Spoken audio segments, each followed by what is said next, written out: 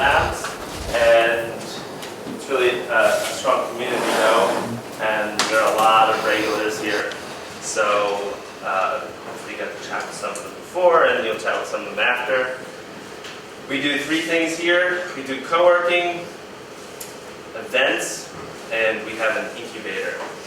The co-working is used by a variety of people: remote workers who don't want to work out of their homes, small business owners who don't want to work out of their homes, and then small business people, and then people who are, well, at least one guy, he's got a great consulting business, but he wants to do products, new ideas, and he thinks being in here will help him get him out of his normal mindset.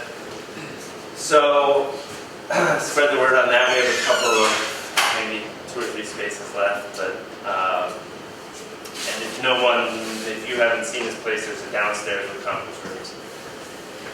So on the event side, this is the startup meetup. It's a slight misnomer. Not everyone needs to be a startup. It's more like an innovation meetup. This is our 24th or 25th one since January. And John Fisher kicked it off from Brandywine Photonics. And I just stalked him on LinkedIn, like I do so many people. And Kevin does Twitter. I stalk on LinkedIn, but somehow we are filling these up. And it's to promote innovation in the region. I feel like Westchester's far enough from Philly, we deserve our own kind of outlet, and there's a lot of stuff going on that doesn't get picked up in Philly Press, so we're trying to promote innovation, and thanks to Chris Burns for coming and being our next speaker. So I want to call out support from the university, Trail Center for Entrepreneurship, Fox Rothschild, our legal partners, and Maylee, our accounting partners, and kind of everybody who's a regular. The other event that we do is called Night Owls. It's tomorrow from 7 to 10, and that involves alcohol, but not too much, just the right amount. And developers and designers, and it's open forum, and people come, and sometimes we work, and sometimes we talk, and it's cool. So come to that, or spread the word. That would be helpful. And the incubator is online. It's a unique incubator. We're looking for pre-early stage people with ideas from a vertical who kind of understand the pain point, or people who have a product but don't want to quit their job necessarily. And so we can take that idea and bring it to life, and we have 3 companies in that incubator now. So we haven't done a ton of PR on it, but this week or next week we're going live with a lot of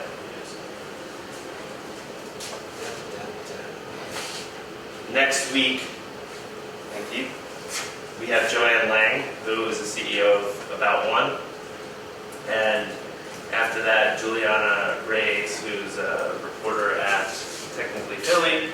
She's done a story on us. She's one of their lead writers, and she's going to come out and talk about tech trends, and hopefully write about us again. And because it's been a while since, I think she covered us the first week we were open. So we've got a couple of other people that aren't up on that board that I'm kind of having trouble remembering, but a variety of people, so check out walnutstreetlab.com for all the events, or our YouTube page. So, through one of the startups we have, I met the president of Coin.io, David Moore, and on LinkedIn I saw it pop up in my timeline that you had connected with him. So of course, I click on his name, intern you, I'm thinking, I've had 8 interns come through here. I've hired half of them at some point. And part of the mission here is to kind of be a little bit of a catalyst or a thorn or a boot behind the tradition. I guess I can say that. To kind of do something differently. And so you're doing something differently. So I reached out and asked, and because was game to come and talk about his trajectory and also his business. So I'll turn it over to you to do an intro, and thanks for coming and presenting. Very good. Thank you. All right. Thanks for having us at Walnut Street Labs. It's really cool. Going to school at Westchester, I went to school at Westchester a long time ago. The city and town is much different from when I went to school here. There's a lot more stores in the storefronts. So it's kind of cool to come back and see this excitement. And we love the co-working facilities. We're big fans of the co-working facilities because it always has energy. When you walk in, you have energy, and it's good to see that people have a place to go to grow and thrive and build their businesses. Okay, Kirsten, will you take that? So I get to speak to a lot of college kids. Okay, I get to go around basically in Philadelphia, North Carolina, Delaware, Florida, and I always open up my conversations with thanking the generation of entitlement to let me speak to them. So that start won't help today. Okay, so one main thing when I'm asked to speak at universities, I always want to make sure that I understand why they're here, why they're there, spending their time with me. Okay, so one thing I'd like to understand: what do you guys want to get out of this conversation today? Because I don't view a presentation as a presentation, I view it as a conversation, okay? So, we always like to talk about, you're spending your time here, so what do you want to get on your return on investment? What are you looking to gain from this conversation today, okay? And what topics, if I'm not going to cover, what would you like to pick my brain about, all right? There's not much to pick, so you better be sharpshooters, okay? So, quick questions, what brought you here today? Well, I always learn from hearing from people like you something that I can avoid. Okay. What not to do. Also. We don't have enough time with all my failures. Okay. But also some great thing that you did, some takeaway that I could employ in my own life. And okay. Also, to learn about your business strategy. Okay. Learning about business strategies over there, even though it's not where you are, in some ways makes your mind sharper. Okay, perfect. Okay, anything else? Yeah. I got to follow you. You're the first speaker here, so it's a high bar. Do you bring him in here for a reason, for intimidation factors? Yeah. Okay. How does an employer screen to get the absolute top caliber engineering intern or technical intern? Okay, great. We'll cover that. Okay. Anything else? How do you manage multiple interns who might not be working part-time? Who might not be working part-time? Who may be working. Okay. Yep. Perfect. The model was built on part-time interns. Okay. That's great. That's a great one. Anything else? So all these will be addressed. That's great. So I already have it set up. Yes. If you have any strategies about keeping free interns really happy and motivated. Free interns. Oh, they're far and few between now. Okay. How do you make money at this? Okay. Okay. It's always comes up. How do you make money at this? Do you remember all these? No, you do though. That's why you're here. Kirsten Loper, she's one of my cohorts in crime here. She was an intern of ours for 4 years. And I'll tell you that story in a little bit. Then she left and she went to work for the advertising world in New York. When she left, I told her she would come back, and I was right. So, okay, so that's great. Anything else? Anybody? Bueller? Nobody? Yep. Yeah, what is your relationship to your environment, to your town, city, to the area? The community. Community, yes. Great. In sense of a commitment, in what way would that be? Okay, great. It's a great one. Okay. Anybody else? Nobody? Nobody? Okay, great. Kirsten? I'll give you a little background on who I am, go about it real quick. I was born and raised in Springfield, Delaware County. All right. I went to Springfield High School. There I went to Westchester. I am a Golden Ram. And when I left Westchester, I was hired by AT&T Computer Systems. Okay, that was not the AT&T a lot of people know now. That was the big AT&T. That was the mothership, okay? I was hired as a network sales specialist, okay? I was a sniper. I was unique, they told me, because I could speak to ones and zeros to technologists, but then I could speak to business folks and translate those ones and zeros to letters, okay? So I was one of 35 in the country recruited to go into this division. All right? I spent 2 years there. I spent 2 years building a very successful, should we say, career, started my career. I led my group in sales for 2 years. The youngest guy to do that. But the thing is, we were bought by, everybody thinks, we were told we bought NCR, but everybody at NCR thought we bought us. So I was asked to be transitioned out to Dayton, Ohio. What's that? You were with NCR? I was a consultant at NCR on the cooperation project. Yeah, we bought it. It was a $9 billion transaction that we bought NCR, and we ran it right into the ground to a $1 billion organization. So I was asked to go to Dayton, Ohio to get fast track for their management program.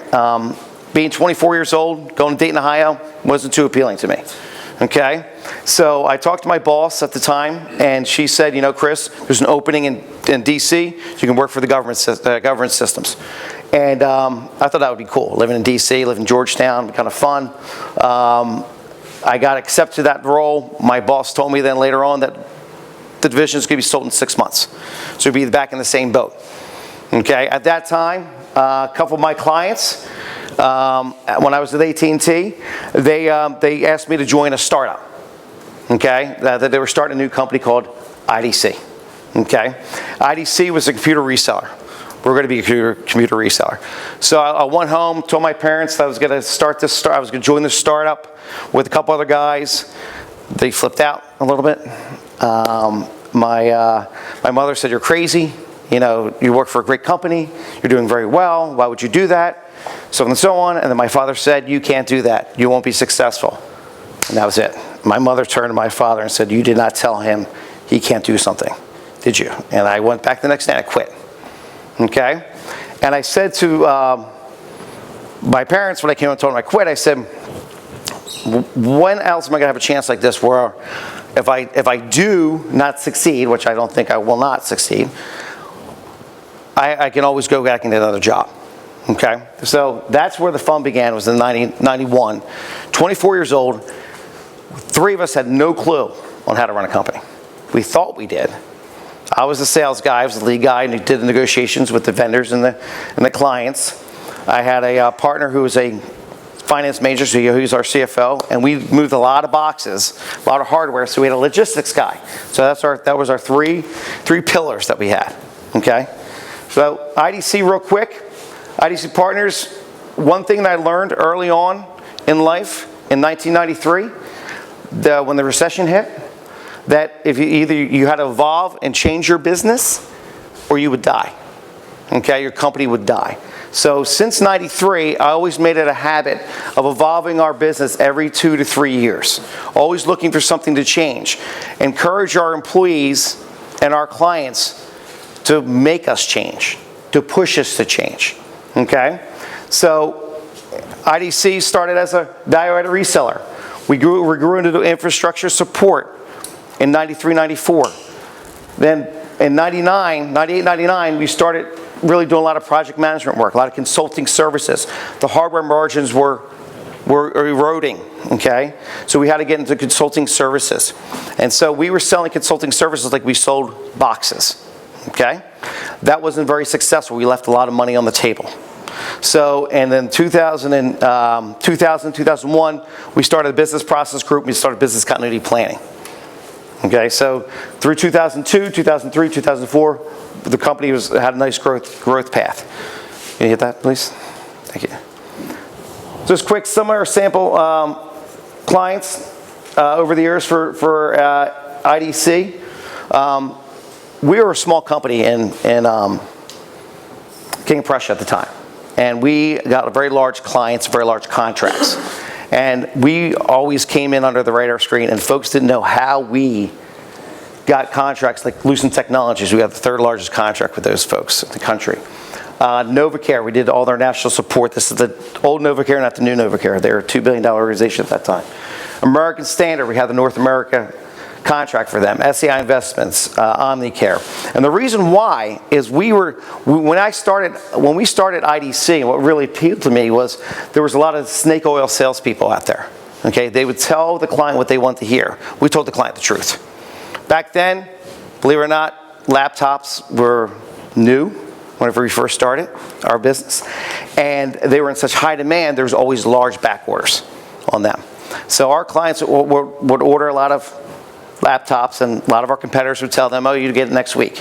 They wouldn't get it next week, they wouldn't get it next month.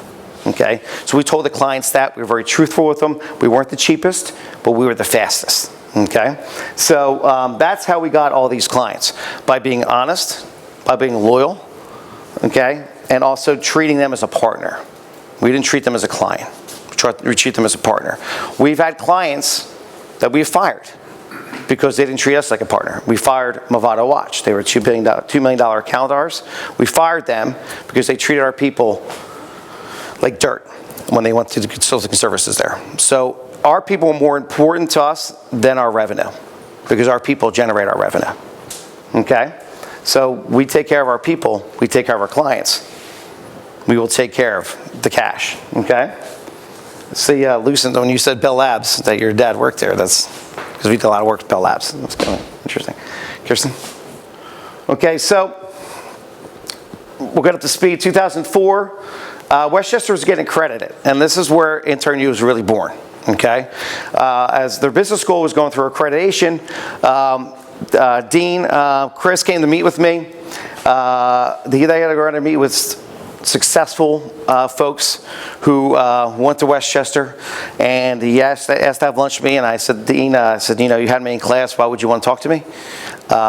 So we started talking about, they had to go out and figure out what their alumni thought of their experience at Westchester, positively, and what was negative about it. And boy, did I go off on the negative side. Because looking back now, going through the training I had with AT&T, the experience I had at Westchester was great.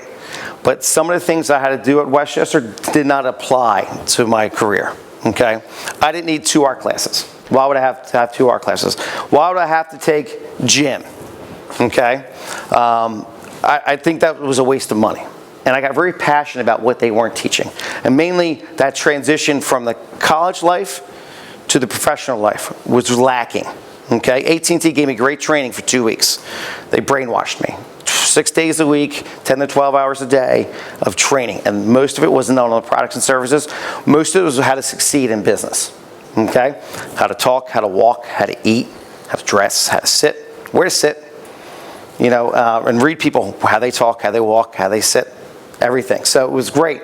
So I got really on my soapbox, and he challenged me to come speak to classes. Then at the end of lunch, he asked me to go teach there. And so I had to convince my wife that we had 2 young kids at the time that I can go teach at Westchester as an adjunct professor. So I taught 1 day a week there. In the spring, I taught entrepreneur leadership. Okay? Management 487. When I was teaching, I started that in 2005. In 2006, I really started seeing that big gap that I kept on talking about in 2006. At the same time, a lot of our clients were having issues with offshore software development. It was really hot in 2003, 2002, 2004. CFOs were saving a lot of money, but they didn't realize they were saving a lot of hard money. They were losing a lot of soft money. They were doing a lot of reworks that came back. So one of our CIOs, it's SCI Investments, came to me and said, hey, Chris, you always want me to challenge you to evolve your business. I'm going to challenge you now. You got to do software development. I said, well, John, we don't do software development. We do plumbing. We're a plumbing company. We do continuity planning, business process, IT infrastructure. And so he said, Chris, if you can come up with a model that competes against offshore at the same price and the same level of quality, I got 3 projects for you. And I said, well, we don't do that. So I had a meeting later that day. Now I think these 2 guys were in cahoots because they were good buddies at the time, or still are, through me. The CIO of Penn Mutual had the same conversation with me in the afternoon. I said, have you 2 been talking? He said, of course, we both have the same frustrations. Both are having problems with offshore software development. We don't want to do it. The CFOs don't understand. And we spent 2 hours talking about it. And so that night, I was teaching at Westchester. And I won't forget this. I'm sitting there, and we're going over the class that I taught was based on a book called Good to Great, written by Jim Collins. Plus, it was $26. So it was the cheapest textbook they had to buy that whole semester. And I realized that these kids are really smart. And they have a lot of energy. But they have no guidance. And nobody's looking out for them. And I said, what if I put together a model that blends professionals with college kids at the same price point as offshore? That'd be pretty cool. So after that class, I called up John and Terry, had a meeting with both of them. I said, what if I put together this team? I can tell you it's going to work. Give me low-hanging fruit, non-production projects, and let's test it out. They both said yes. So then I had to go back to the schools and start talking to the schools saying, can I have access to your students? Okay? And so, of course, Westchester said yes. But then we went to St. Joe's, went to LaSalle, went to Villanova, went to Temple. They all said yes. Okay? A lot of these folks said, we think it's a great idea, and that's where Intern U was born. Okay, that was the fun. That fun took it, that was the next level of fun. So, 2006, Intern U was born. Now, Intern U was born as another service offering at IDC. It was a separate company. It was a separate focus. We couldn't be everything to everybody because a lot of technology companies in the 90s said they could do everything to help the client. Clients started realizing that not everybody can do everything. So we started a separate company for Intern U just to focus on the software development. It's gone. Fancy slides now. Okay, so when we first started Intern U, we started the onshore model, where we were just doing software development. We did low-hanging fruit projects, okay, that we actually managed, okay. So a lot of our projects were based around, at the time, PHP, C#, C++, Java, okay, and so the thing is we were doing small projects that we had success, so they kept on giving us bigger projects, and then bigger projects. And so we were doing projects for SEI, SunGard Higher Ed, GMC Home Services. That was one of our biggest ones that we did. We developed a Salesforce portal for their 6,000 real estate agents, company-owned real estate agents across the country. And then it was rolled out to 13,000, okay? And the cool thing is one of the former SEI VPs of IT went over to GMAC, and that's how we got into GMAC. The CEO loved our model so much of home service, he called me up and said, hey, Chris, we want you to come to Chicago. We want you to, A, open up an office in Chicago, and we'll help start it. But B, we want you to develop a help desk service offering that supports our 6,000 end users 7 days a week, 17 hours a day, using college kids. I said, well, we really don't do help desk services. He goes, well, we're going to pay you to do it. Okay, and we'll give you money up front so you can launch it, which I thought was pretty cool, just because of the model. Okay, so that's when that's where our onshore U started really evolving, was 2007, going to 2008. In 2007, 2008, our clients then realized that their developers were aging out a little bit, and so they came to us and said, instead of just doing projects, we're going to keep projects. Can you just find us great young talent? So they basically like a staffing company. I'm not a big fan of staffing companies, but at the time, now I'm a big fan of it. We started something called Talent U. And so Talent U was basically where clients come to us and say, we want 5 good Java developers, or we want .NET folks, or we want, well, there's not a lot of SharePoint out there, but SharePoint folks. And so we help find those folks. We still, and I've talked about how we recruit them. To answer your question, right? Who's engineering? There you go. And because we have a method behind our madness on this, and so we started doing placements. Okay, so back in this time frame, you'd want to say 70% of our business was onshore U and 30% was Talent U. Now it's flopped, big time. Okay, and then 2 years ago, or a year and a half ago, we started something called Apprentice U. We started studying. Remember, we always evolve our business, so we think we have to evolve our business. So we started looking at Apprentice U. There's a lot of apprenticeships in Europe. That's how Europe is digging themselves out of their unemployment situation.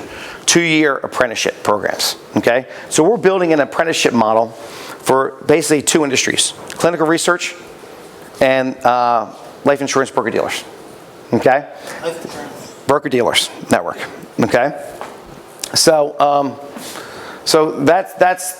that incorporates basically Talent U, a little bit onshore U, but it puts formalized training within our program. We have informal training right now. We don't have formalized training. So the formalized training is all the training that basically corporations used to give up until 1993, to the recession hit. Okay? So back then, almost 80% of the corporations will give you on-site training for a week, 2 weeks, and ongoing. They don't do that anymore, because once a CFO has the ability to take something off the budget, it's very hard for that CFO to put it back onto the budget. So we recognize that, and that's all mainly around soft skills. It's around their expertise in their field. We have subject matter experts who would work with us. It's usually the clients. And then we would provide the soft skills trainings around for the students to evolve and grow their careers. Okay? So this year, we're rolling out something called Future You, which is basically a portion of Apprentice You and what we do on our onboarding process formalized, called Future You. Okay? Future You was basically born February 17th of this year. That was the day Kirsten came back. Okay? Kirsten came back. Kirsten was a student at Westchester. I'm sorry, St. Joe's, sorry. Student at St. Joe's. You should have went to Westchester.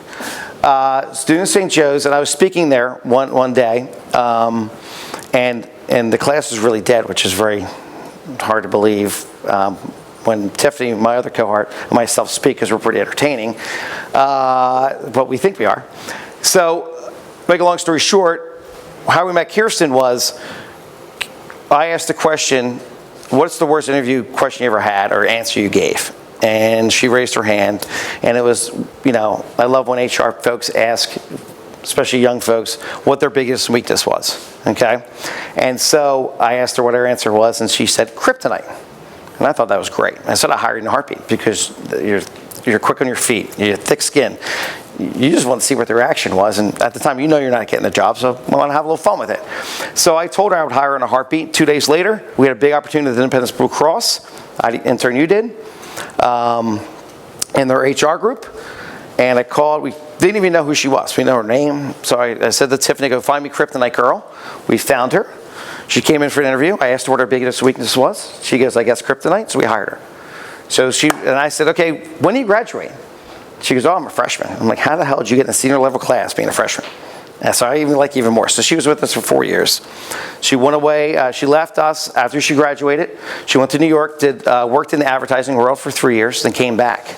So her first day of training or orientation, we were having lunch in between our sessions, and she goes, why don't we charge for our services? Why don't we charge for what we give on our onboarding? Why don't we formalize it? And she goes, why don't we charge the schools for it? Why don't we go in there and be a partner with them and charge them and give them this training that you always talk about, that you taught about, and why don't we go over on as a service offering? And that conversation lasted for 3 hours. And that's where we developed Future You. And Future You basically helps the younger kids really bridge the gap from campus to corporation. Okay? And we're putting together half-day, full-day, weekend workshops from 15-week programs for our students to roll out to. So, why don't you hit the next slide? Okay. So we also decided this year that we're going to actually merge both IDC and Intern U together, and have an IDC's personnel really go on to the onshore model, which, can you go back? Sorry. I'm not sure what's going on. There we go.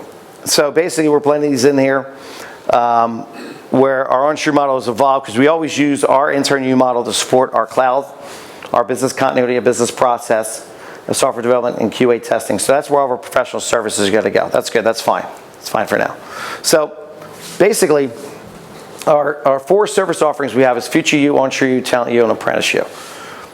The way we get our talent, okay? A lot of folks, when we first started, they questioned, these young kids you're bringing in. How are you going to get them? How are you going to get the best of the best? I said, well, we get a pickup truck. We go to each university.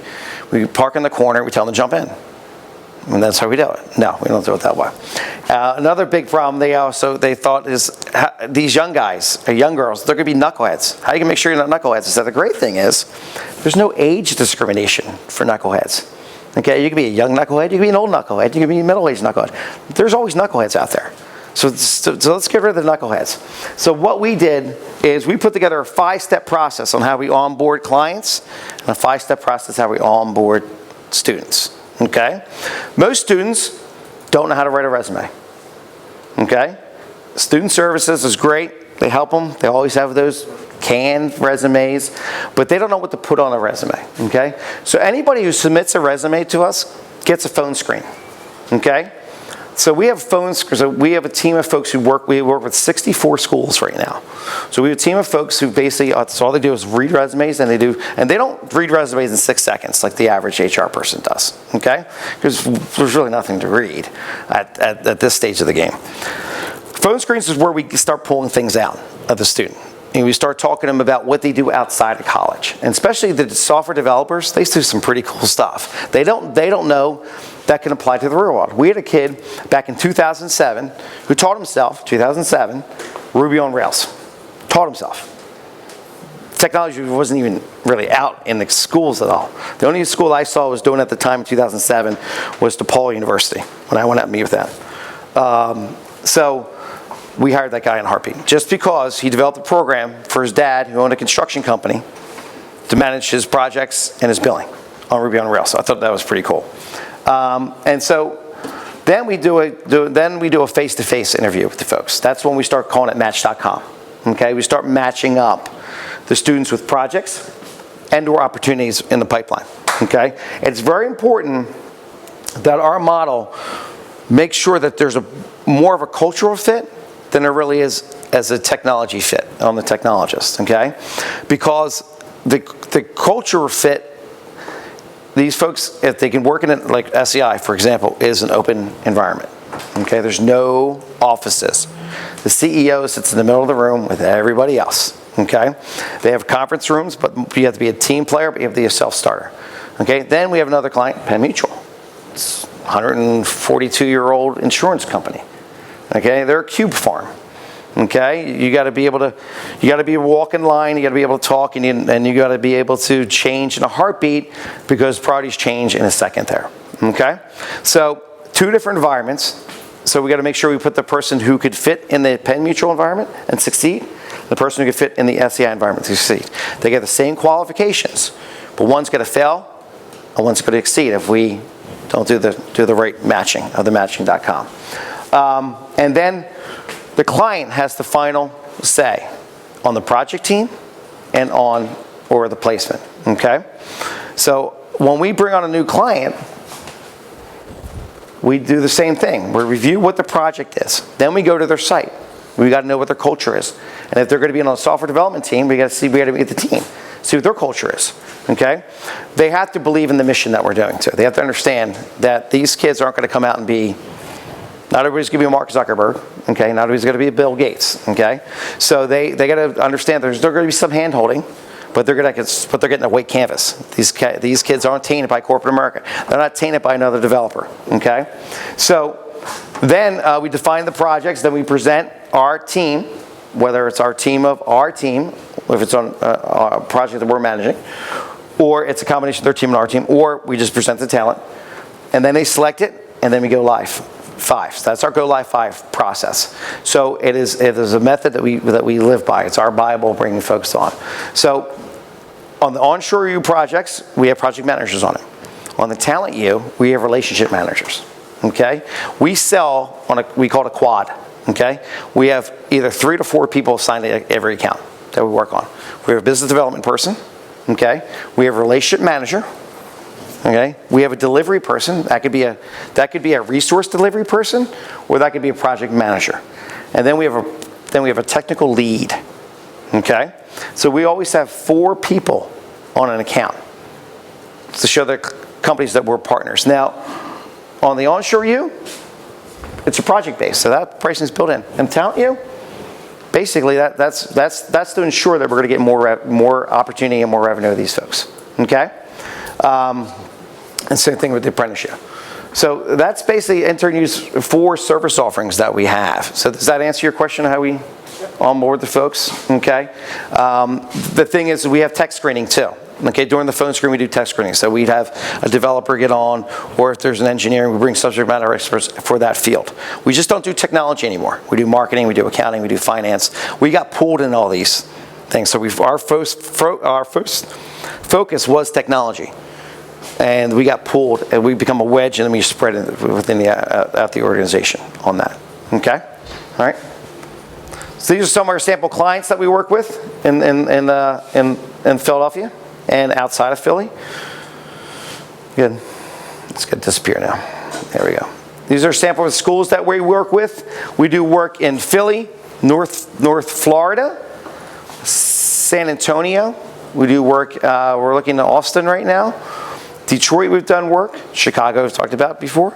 Boston, we've done work in New York City. The thing is, we got pulled into those environments, okay? We're still working on blanketing Philly. Philly has 96 universities in a 25-mile radius from Center City, okay? And has a great corporate base. So we still feel we need to crack more. We have to get a bigger footprint here. We've been getting pulled into different areas. We've been asked for franchise. Can I buy a franchise? Well, you need to put $1 million up in escrow to be a franchisor. We're not going to do that. So we're looking at an owner-operator model to expand. Our goal is to be, in the next 5 years, be in 10 different locations. It's one of our goals. It's a very repeatable model across the country. So anybody who has a big concentrated of schools and a nice industry around it, like Austin, Texas, is perfect for our model. Plus, it's also one of the fastest growing economies in the country. So that's why we're really looking at Austin. And San Antonio, we have a client down there. So the InternU model is, it's when I started IDC, I saw there was a challenge because there's a lot of snake oil salespeople, and I was told I couldn't start a company. So that was my mission when we first started. Our mission then, I learned very quickly that our clients, like the NovaCares, the American Standards, the Lucent Technologies, they were looking for partners. They were just looking for somebody who would be a partner of theirs.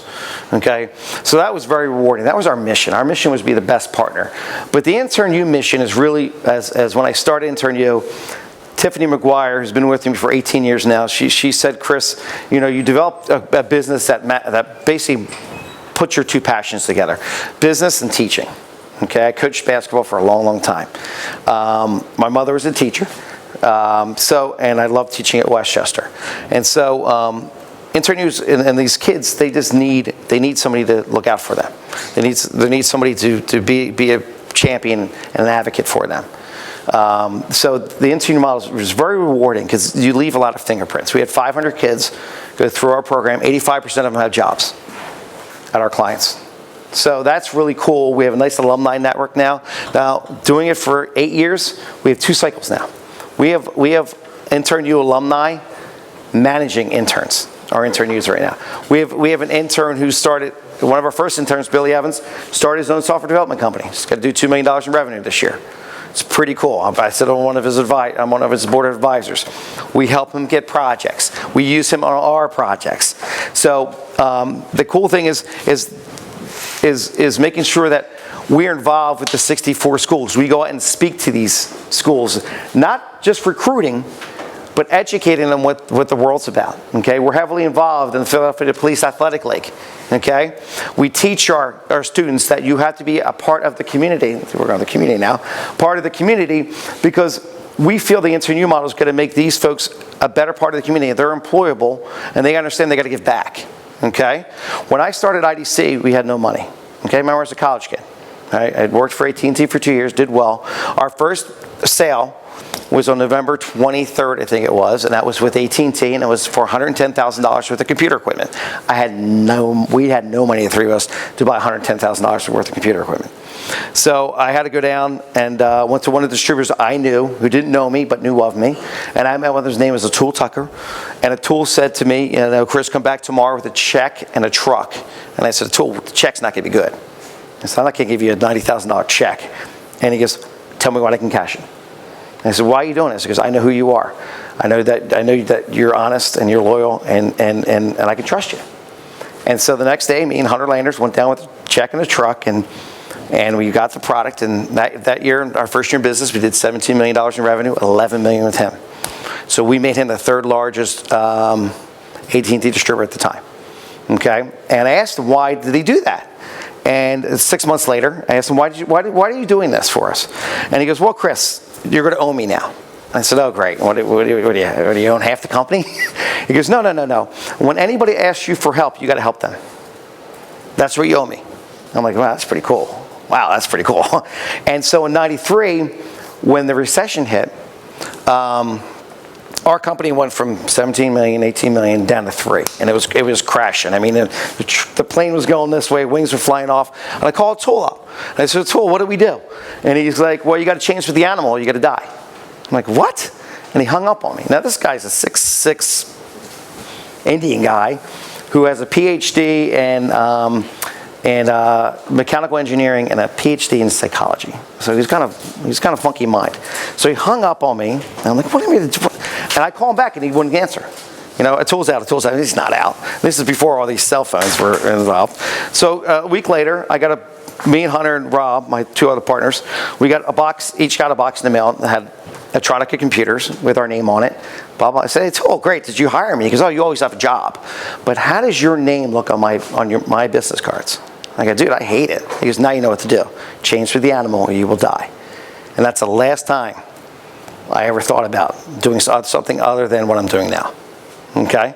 So that was a lifelong lesson I got from him is 2 things. It's evolution, okay, and helping people. So when anybody comes and asks us for help, we help them. Okay? So how I got involved with Police Athletic League, we don't work in Philly. I wasn't a PAL kid. My buddy was the director of development and asked me for help. I went to a PAL center. I fell in love with the kids, and that was it. So we encourage our folks to give back. We encourage our students to give back and be extensive of the community within their own universities and also in the communities they're going to be living in. Okay? So any questions on my model? Now, how we go to market now is going to, you want to talk about going to market. How we go to market now is 2 ways. We sell directly to the corporations, to the Aramarks, to the Children's Hospital of Philadelphia, to SEI. So we have a direct sales team. We also now are having a channel sales. We have partners that came to us and found us, very similar to stalking, and found us like Yo Consulting, Day and Zimmerman Company. They came to us and said, we like your model. We heard about you through the Philly 100. We want to sell your services to them. We just don't have the avenue to do it. So we're partnering with them to white label our service offerings. Okay, so basically, when we've been one of our prospects is Penske Trucking, which Kirsten's heading up. It would be a Yo client powered by Intern Yo. Okay, we have so another company called Ready Force, based out in California. Okay, I stalked Ready Force. Okay. I was talking to them because they run basically a LinkedIn for college kids. Okay, it's a really cool tool platform that college kids go on, and they put their resumes up, and they put their projects up, put videos up of themselves, and employers can basically pay a monthly fee to start sourcing interns and or recent college grads with through their platform. And so they have they help organize a lot of hackathons, which is very similar to what we want our Future You workshops to be. So I read about them in this article, and so I sent an email to the CEO and saying, hey, I'd like to talk to you. And I get an email right back from him, Alex, and I thought it was a candy email that saying, hey, thanks for being on the site, and I'd like to hear what you have to say. And I said, I think we'd like to partner. And he emails me back 5 minutes later saying, I think we're competitors. I emailed him back and said, no, we're not. And so I said, why don't we stop emailing? Why don't we have a conversation? And so we had a conversation. The conversation lasted for an hour and a half. We realized that we'd be great partners. But we also realized, he said, Chris, we are the virtual. You're reality. And I said, yeah, why don't we mix both our models together? Because a lot of your clients are asking for what we do. And we need you, because a lot of our clients is asking what you have. So why don't we put together a partnership, which we're doing, where the Ready Force will be the platform, and we will be the folks working and helping place either projects or do the placement on that. And we're developing a joint venture around that. We're also doing the same thing with financial broker dealers with a company called Vertical Hire. So very similar to the Ready Force. So we basically have a channel play. So we have a direct avenue, we have a channel play in how we're growing our business. Okay? Does that answer your question to go to the market? So any questions around the intern model? See, people think we sell internships, we don't. okay? Our name is a curse and a blessing. What we do is we infuse young talent in the workforce, okay? Whether it's on our project based on Onshore U, our kids can get internship credits if they want. Majority of them don't because they have to pay for them. But we'll do all the paperwork. We'll meet with their sponsors and all that good stuff. But our goal here is to infuse young talent in the workforce, keep jobs local. Okay, we always hear people saying, I want to keep jobs local. You know, and they say it, so they get pressed. They say it, but they don't know how to execute. You know, we have a lot of clients who say, wow, Chris, why would you use your services? We already go to schools. Okay? Well, we go to 64. How many do you go to? Oh, we go to 8. Okay? And guess what? Everybody goes to the same 8. Okay? They all go to the Penns and the Drexels and the Villanovas. We go to the Westchesters, the Cabrinis, the Usinuses, the Millersvilles, the Pierce College. Okay, the community colleges. We go to the RI. We go to the trade schools. Okay, there's a lot of diamonds in the rough who don't have the chance to get the exposure that we give them. Okay, so that's what we do. Our mission is A, to give these kids a chance, but B, to show the corporations that these kids are really good, and they could be very powerful on your team. But once I call them like potato chips. Once they get one. They'll give us one project, they give us 2, they give us 3, they give us 4. So we grow within the organization, okay? So our people, like at Kirsten, when she was an intern, she sold for us, and she didn't even know it because of how good she was, okay? So they only get the best of the best. And oh, by the way, they do real work or we pull them. We pull them, if they're treated as employees, they're employees of ours, okay? They can work part-time. Doesn't matter if our clients take 1 or 10 folks at a time, 10 hours to 40 hours. A lot of our students, when we first started in 93, first started in 2006, we had a model that we'd do at two interns for every role. Okay, and we would manage them. Since we were managing the project, we were doing a lot of software development. It's easy to just give them, hey, this is your assignment for today. This is you're doing. Excellent. And you need to get it done by the end of the week. How many hours you want to spend? They have to do it in our office, or they had to do it at a client site. They couldn't do it out of the dorm rooms. Okay, so that's how we managed multiple folks at a time on the same project. Okay, we also have clients who have 2. We have Chop, who actually has 5 interns filling 3 roles down there right now. Okay, so it's up to our relationship managers and their manager on site to make sure that the 7 days a week, though, they're filling that. So that they're hitting their goals and their deliverables. Okay, have we fired and pulled interns? Oh, yeah. And we educate interns as well about their salaries and what they should expect to get. Not what the professors are telling them what they should get. It's a big difference. Okay, so I mean that's our model of Intern U. It's a cool model on that. Cool. You want to jump into Q&A? Sure.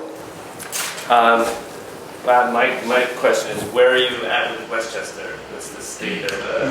Teaching it? Well, no, with Intern U. They're a partner of ours. Yes. So what's the size of it? How long has it been there? It's been there from the beginning. Okay. Okay, and we've probably gotten, I would say, 30 some kids from Westchester. The deans, we have 6 educational advisors. Okay, Westchester's 1, St. Joe's, Arcadia, Immaculata, Temple, and Villanova. So Westchester actually helped come up with our first name, which we had to ditch right away. Dean thought it would be great to call us the Ivory Tower Group. Well, our clients didn't like Ivory Tower. And of course, they say, hey, that's a great name. Oh no, we got rid of it. So basically, our legal name is Ivory Tower. Our doing business as is Intern U. Okay, so yeah, they're pretty well entrenched with us. Okay. But you said 30 students have gone? Overall, yeah. And how many years? 8 years. When we first started, their comp sci group was very small. Because when 02, 01, 02, 03, the computer science enrollment went down across the country. Okay, now it's back up. It used to be one of the top 1 or 2 majors in the country for the longest time. But once the .com hit, it just dropped. Now, what's down is finance. Finance is down because of the financial crisis.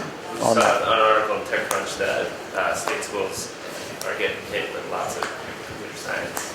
What's back on the race is number one major now, Yeah. depending on which one you talk, which publication you read.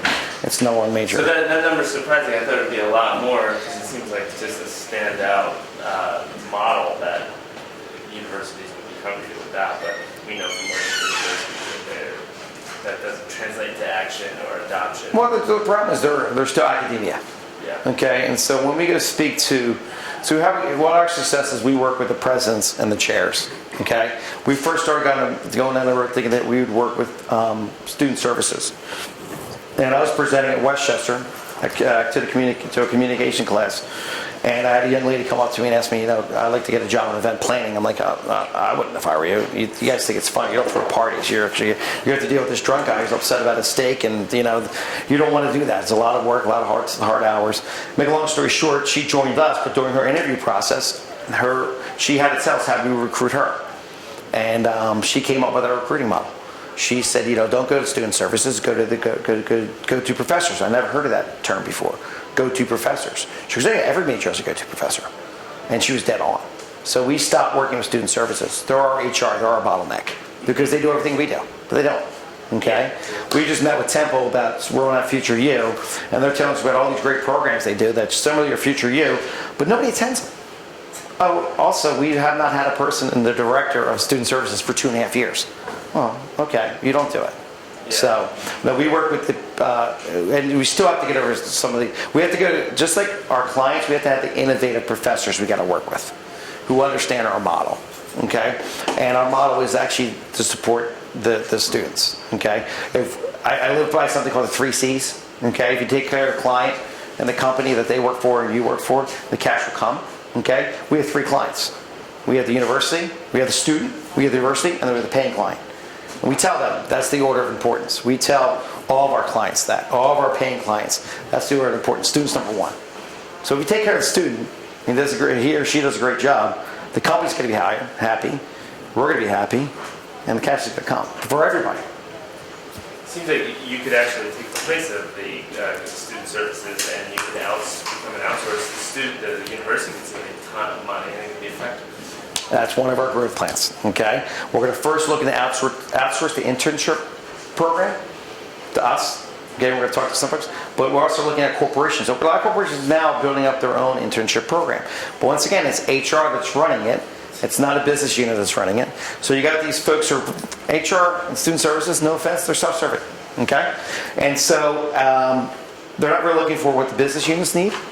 But more looking for the experience that the kids are going to have. We just met with one of the SCI, just had, 32 interns in his program? And so we're going to put together a Future You just for them, for their interns on that thing. I think you got a question, Chris. Did I answer everybody's questions? Yeah, I was interested in a quick comment. I think you're a good psychologist, and I was really quite interested in your whole take on culture and Okay. environment. Also, you mentioned that when you were a student at Westchester, you found art classes not of value to you. 2 of them. One's good. Okay. 2. So I was wondering, is part of your preparing students for internship, do you tend to steer students or give them advice? What is your relationship to the humanities in terms of what is valuable for a student in a university and what is not? Well, we teach everybody, whether they're students or they're employees. I believe in fingerprints. Okay, I speak to a lot of classes, and it's usually guys. They ask me, "Are you rich?" or "How much money do you make?" I'm like, "Well, that's kind of a weird question. Your parents didn't bring it right." But I never answer the question. I let 10 minutes go by, and I said to the kid, and I go back to that same kid who asked me that question. And I go back to him. I said, "The richest guy you ever met in your life." I'm the richest guy you ever met in your life. And these kids usually taken back. I got 4 great kids. I got a great wife. I measure wealth different than you do. Okay? Guys and girls, there's no bridge trucks at a funeral. There's no luggage rafts on a hearse. You can't take it with you. Okay? What you can leave behind is your fingerprints.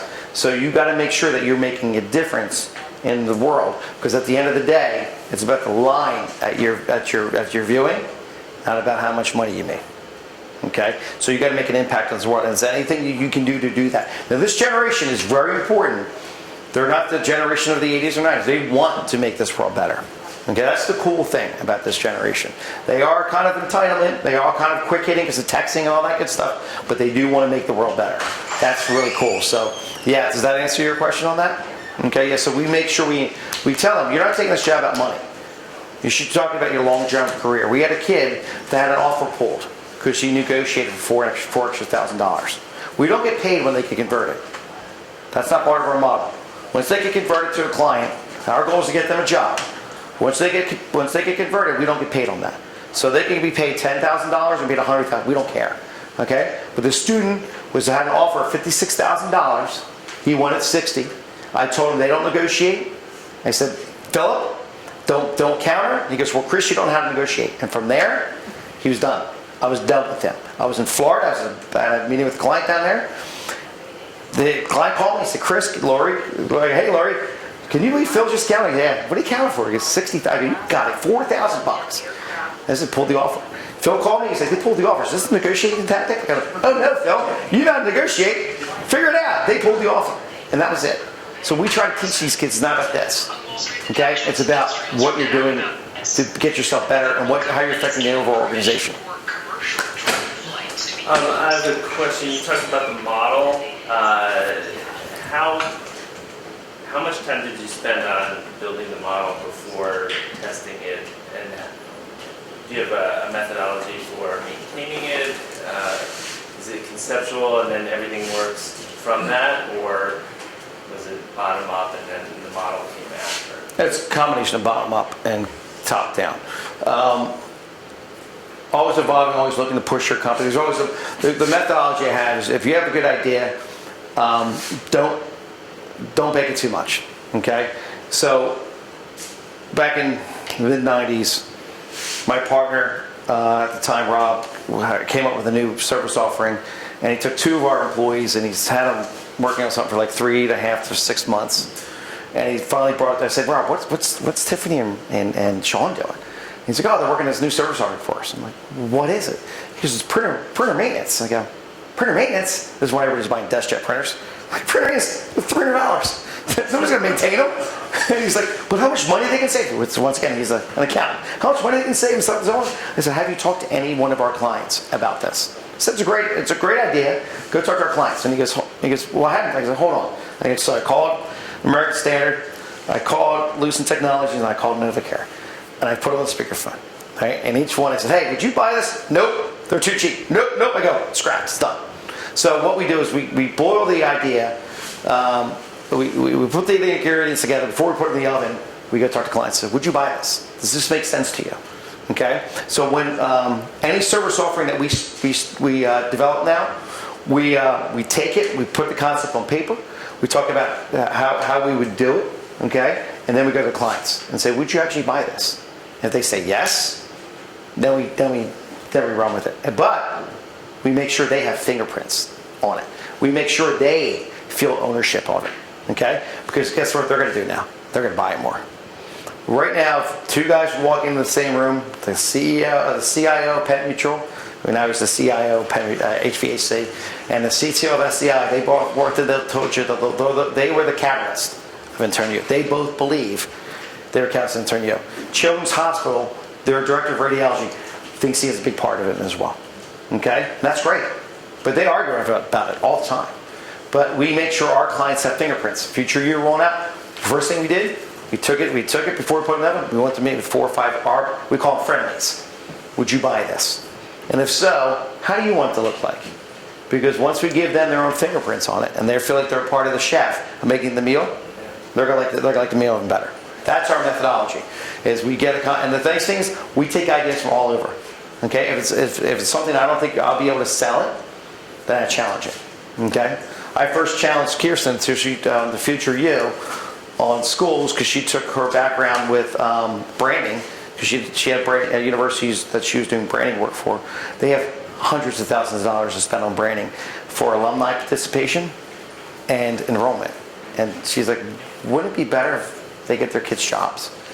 You know, so then she convinced me and we walked through that. And now we're going to run schools. Now, getting money out of schools is a little bit difficult, but we actually figured out a way how to do it on the back end through some other programs. So that's our methodology, developing new service offerings. And we also want to push every 18 months, what can we do different? Okay? We always try to be ahead of that curve on that. All right.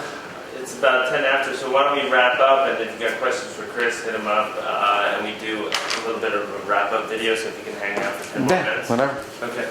All right, thanks a lot for... Okay. Thanks for having me.